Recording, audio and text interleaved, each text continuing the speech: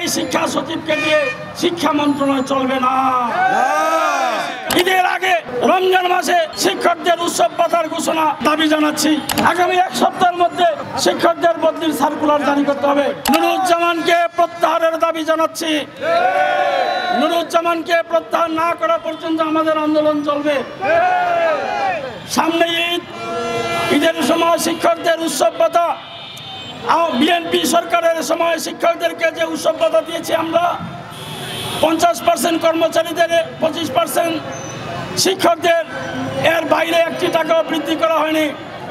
আমরা এখন এই ঈদের মধ্যে, ঈদের আগে রমজান মাসে শিক্ষকদের উৎসব ভাতার ঘোষণা দাবি জানাচ্ছি। উৎসব ভাতা দিতে হবে, দিয়ে দাও। উৎসব ভাতা দিয়ে দাও। শিক্ষক কর্মচারীদের উৎসব ভাতা দিতে হবে। শিক্ষকদের বদলি করতে হবে, এক প্রতিষ্ঠান থেকে আরেক প্রতিষ্ঠানে বদলি করতে হবে।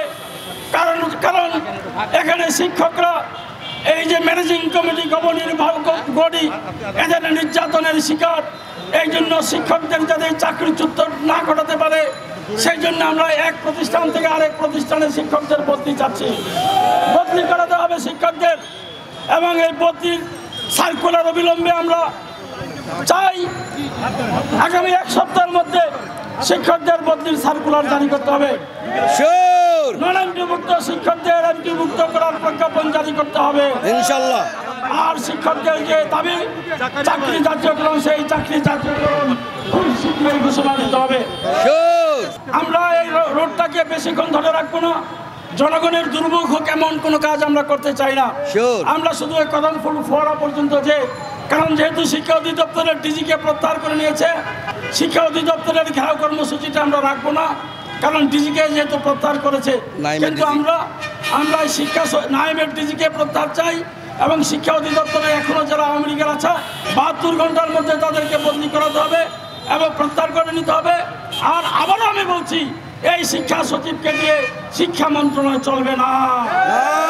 শিক্ষা সচিব আওয়ামী লীগের দোষর, বই দিতে পারেনি, আমাদের ছাত্রছাত্রীরা বই দিতে পারেনি। তাহলে কি আমি এসি রুমে বসে থেকে সরকারের সুবিধা পাওয়ার জন্য তাকে কি সচিব বানানো হয়েছে, নাকি কাজ করার জন্য সচিব বানানো হয়েছে? সুতরাং যেই সচিব ছাত্রদের বই দিতে পারেনি, তার এই মন্ত্রণালয়ে থাকার কোনো রকমের যোগ্যতা নাই।